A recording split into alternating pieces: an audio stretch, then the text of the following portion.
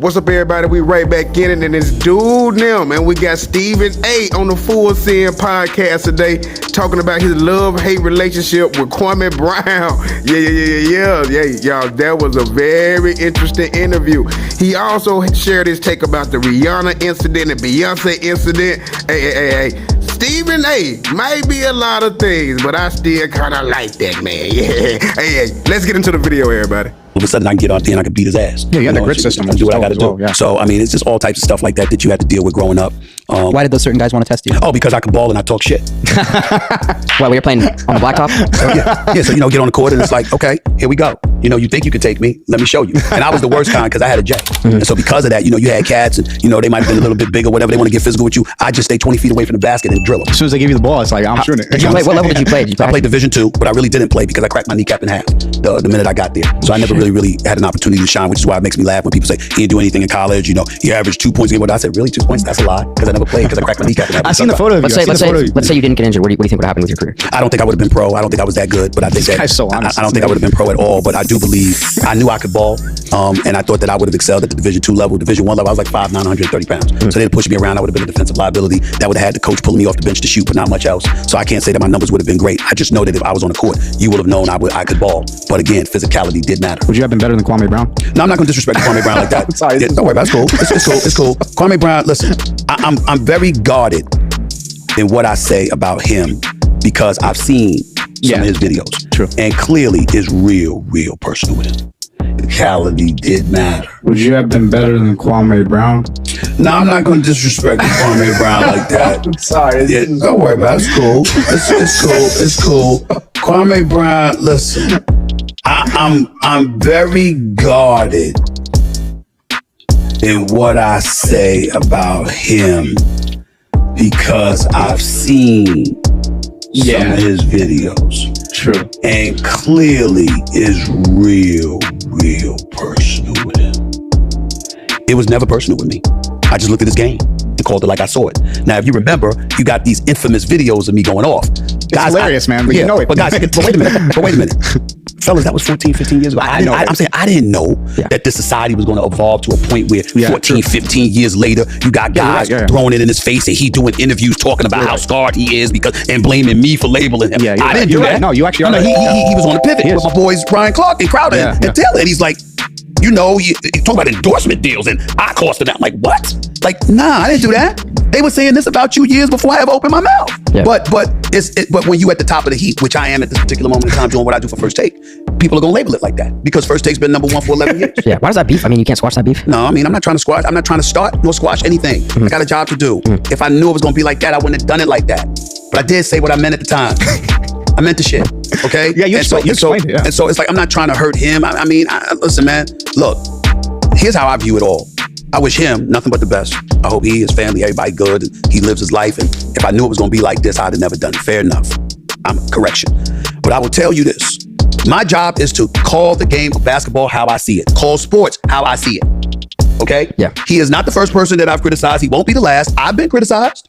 You got a whole bunch of people out here doing debate shows, podcasts, solo shows, all that. People ain't saying shit about them. You coming to me, why? Okay, whatever reason is your reason. That's cool. But all I'm doing is talking about what I see. Now, if you 7 feet and you averaging 3 points a game, that's what you did. If you averaging 23, that's what you did. If you averaging 30, that's what you did. If you Dennis Rodman, you was a defensive ace, that's what you did. I mean, I'm not throwing shade on anybody. I'm not trying to harm anybody. I'm just doing my job. Calling it like I see it. That's what I do. And here's the biggest thing that I get tired of people not understanding. And I mean this, and this is to y'all too, even though I don't know y'all. I want y'all to understand, everybody has this obligation, okay? We cover sports. Everyone can't play it. There's 450 jobs, people.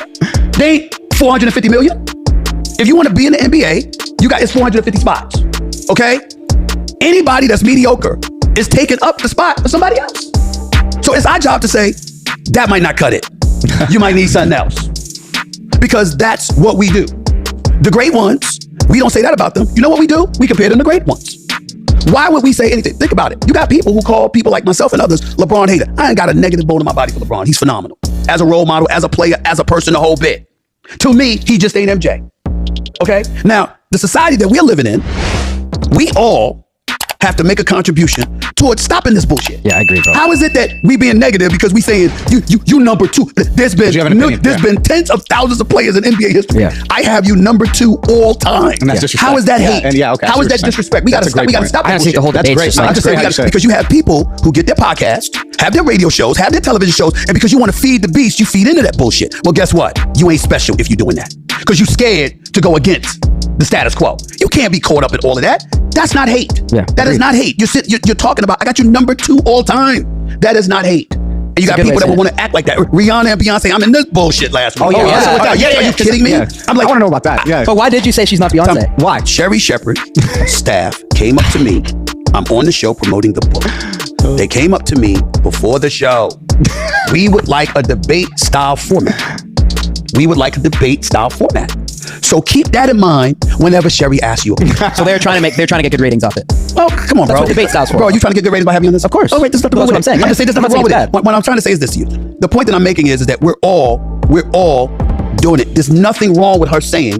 I didn't know what she was going to ask, but she was just saying we want the debate feel. Yeah. So I went out there understanding she wanted the debate feel. Come on, bro. I'm looking at Rihanna. I'm like, well, she got my money. I bought her album.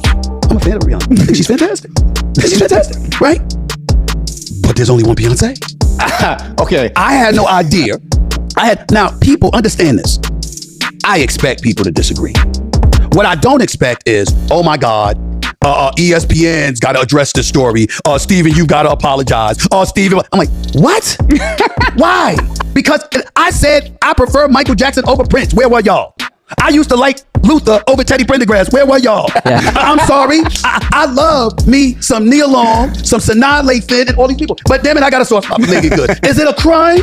I'm like, what are we talking about here? Now, if I sat up there and I said, I can't stand it, she can't sing, she can't act, she can't do it, then that's different. I sat up there and said, yo, I love her. She's great. She got my money. I purchased her album. I have the bill. I have the receipt. What are you talking about? I mean, of course I like her. It's just that Beyonce, I think that Bruno Mars is the closest thing to Michael Jackson and Prince in the modern era. Sure. Okay? That does not mean I don't like. I think that Jay-Z is the greatest, but I grew up on Run DMC. Yeah. Now tell me what y'all think in the comment box below about the Stephen A interview. And also don't forget to go check out my Bag Up channel as well, everybody. Hey, dude, I'm in the building. Yeah.